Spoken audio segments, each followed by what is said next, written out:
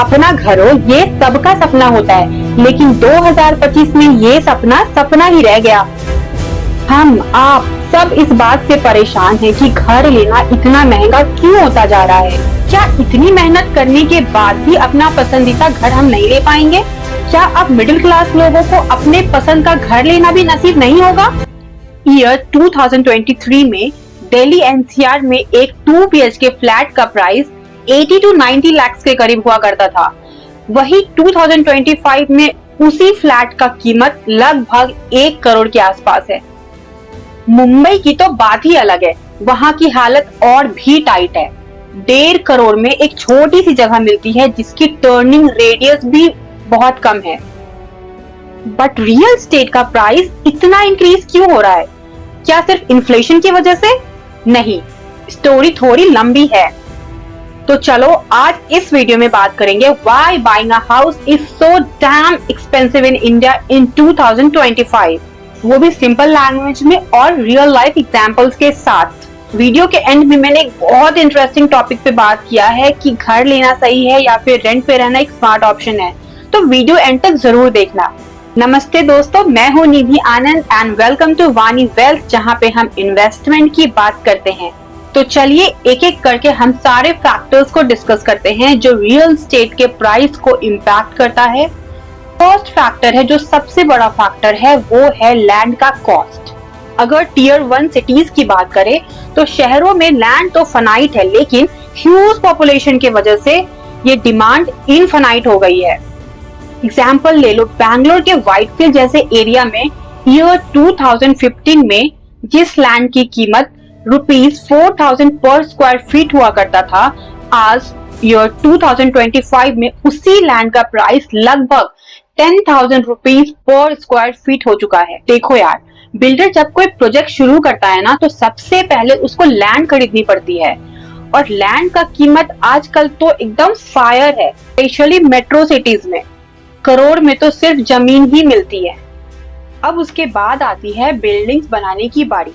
Cement, steel, tiles, labour सबके दाम बढ़ गए हैं, और ऊपर से permission fees, taxes, paper work का झंझट, तो नेचुरली बिल्डर के इतने ज्यादा खर्चे हो जाते हैं, तो वो सारे एक्सपेंसेस को बिल्डिंग के प्राइस में ऐड ऑन कर देता है। और जब मार्केट में सप्लाई कम होती है ना, और अच्छे फ्लैट्स तो लिमिटेड है, लेकिन लोग लेने के लिए बैठे हैं, तो इससे क्या होता है, फ्लैट्स के प्राइस और ऊपर भाग जाते हैं। सिंपल डिमांड सप्लाई का खेल है भाई यहाँ पे। सेकंड बड़ा रीजन है कंस्ट्रक्शन का खर्चा, रॉ मटेरियल और लेबर का कॉस्ट। मतलब सीमेंट की बात करो तो 2021 में एक बैग 320 रुपए का मिलता था। आज 2025 में वही बैग 420 से 450 तक चला गया है। टाइल्स भी महंगा हो गया है, स्टील का भी वही हाल है। 48,000 पर टन से ₹62,000 पर टन तक ऊपर चला गया है, और ऊपर से लेबर भी महंगा हो गया है। क्यों? क्योंकि लेबर जो स्किल्ड होते हैं, जो अच्छे से काम करते हैं, उनका मिलना भी मुश्किल हो गया है। तो बिल्डर का टोटल खर्चा बहुत बढ़ जाता है। वो इतना बढ़ जाता है कि वो सारे खर्चे को फिर बायर पे डाल देता है, और वो भी क्या करे, उसको भी तो प्रॉफिट चाहिए ना। थर्ड रीजन है इन्वेस्टमेंट बायर्स, यानी कि कुछ लोग जैसे कि NRI या HNI, हाई नेटवर्थ इंडिविजुअल, ये लोग रहने के लिए घर नहीं लेते, पैसे बनाने के लिए घर लेते हैं। इनके लिए प्रॉपर्टी एक इन्वेस्टमेंट है, जैसे स्टॉक्स या गोल्ड। इनको या तो रेंटल इनकम चाहिए या फिर रीसेल का प्रॉफिट, इसीलिए ये लोग बल्क में फ्लैट्स खरीद लेते हैं। अब सोचो, गुड़गांव या गोवा जैसे जगह पे आज भी ऐसे लोग घर लेते हैं जिन्हें वहां पे रहना भी नहीं होता है, सिर्फ एयरबीएनबी चलाने के लिए या फिर फ्यूचर में महंगा बेचने के लिए वो लोग फ्लैट्स इकट्ठा कर लेते हैं। अब इसका इफेक्ट हम जैसे मिडिल क्लास पे पड़ता है। जो मिडिल क्लास बंदा जेन्युइनली घर लेना चाहता है, उसके लिए ऑप्शंस कम पड़ जाते हैं, और जब सप्लाई कम होती है तो प्राइस ऑटोमेटिकली ऊपर चला जाता है। सिंपल ये डिमांड और सप्लाई का खेल है भाई। अब फोर्थ रीजन है गवर्नमेंट के टैक्सेस। गवर्नमेंट के टैक्सेस भी कम टेंशन नहीं है। घर लेने का मतलब सिर्फ घर लेना नहीं होता, उसके साथ मिलता है टैक्सेस का कॉम्बो पैक। जैसे अगर आप अंडर कंस्ट्रक्शन फ्लैट लेते हो तो जीएसटी अलग ही लगा देते हैं। और ये बस यहीं पे खत्म नहीं होता, उसके बाद आता है stamp duty, registration charges etcetera, और ये सब मिलके तो पॉकेट में जबरदस्त आग लगा देते हैं। एग्जाम्पल देख लो थोड़ा, मुंबई में ना स्टैंप ड्यूटी है 6%। अगर मुंबई में आप 1 करोड़ का घर लेते हो तो आपको 6 लाख का स्टैंप ड्यूटी देना पड़ता है, और ये 6 लाख तो आपका ईएमआई में भी इंक्लूड नहीं होता, ये आपको अलग से देना पड़ता है। हाँ, एक और सीन है प्रोजेक्ट डिले। लोग फ्लैट तो ये सोच के खरीद लेते हैं कि 2 साल में पोजीशन तो मिल जाएगा, लेकिन कभी कभी ऐसा होता है 5-5 साल तक पोजीशन ही नहीं मिलता। तब तक आप रेंट भी पे कर रहे हो और लोन का ईएमआई भी डबल लोड हो जाता है। 5th रीजन है हाई डिमांड। आप सोच रहे होगे इतनी डिमांड कैसे बढ़ गई, तो उसका मेजर रीजन है होम लोन आसानी से मिलना। पहले क्या था ना, इंटरेस्ट रेट काफी लो चल रहे थे, अराउंड 6.5 से 7% तक। तो लोगों को लगा अरे यार ईएमआई तो मैनेजेबल है, चलो घर ले लेते हैं।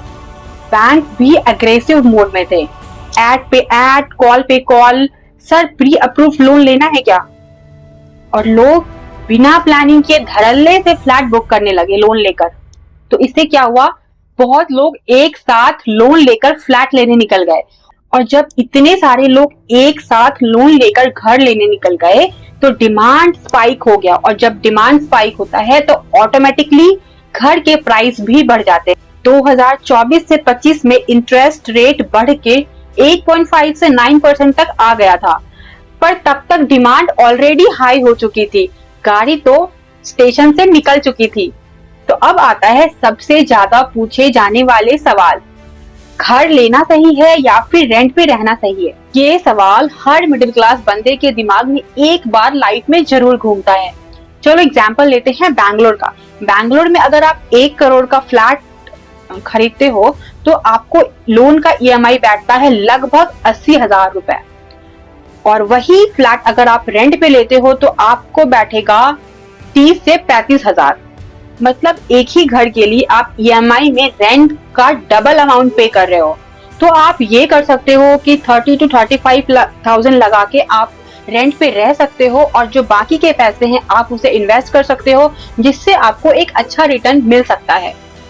शॉर्ट टर्म में तो रेंट क्लियरली स्मार्ट ऑप्शन लगता है, सस्ता है, फ्लेक्सिबल है और कोई लॉन्ग टर्म बर्डन नहीं है। लेकिन पिक्चर अभी बाकी है दोस्त।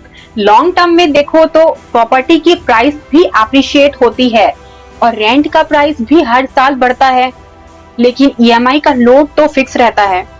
और सबसे इम्पोर्टेंट बात यह है कि एक खुद के घर होने का एक इमोशनल सेटिस्फैक्शन, स्टेबिलिटी और सुकून जो मिलता है वो तो प्राइसलेस है। तो एंड में डिसीजन ये नहीं होता है कि रेंट सस्ता है या फिर ईएमआई महंगा। ये आपके ऊपर है, आपकी प्रायोरिटी क्या है। आपकी प्रायोरिटी स्टेबिलिटी है या फिर फ्लेक्सिबिलिटी। तो दोस्तों 2025 में घर लेना आसान नहीं है, उसके रीजंस भी प्रैक्टिकल हैं। आपका क्या प्लान है, रेंट पे रहना या फिर घर खरीदना? कमेंट करके जरूर बताओ। अगर आपको ये वीडियो इंफॉर्मेटिव लगा तो लाइक करो, अपने दोस्तों के साथ शेयर करो, और हाँ, सब्सक्राइब करना मत भूलना। तो मिलते हैं अगले वीडियो में एक नए टॉपिक के साथ।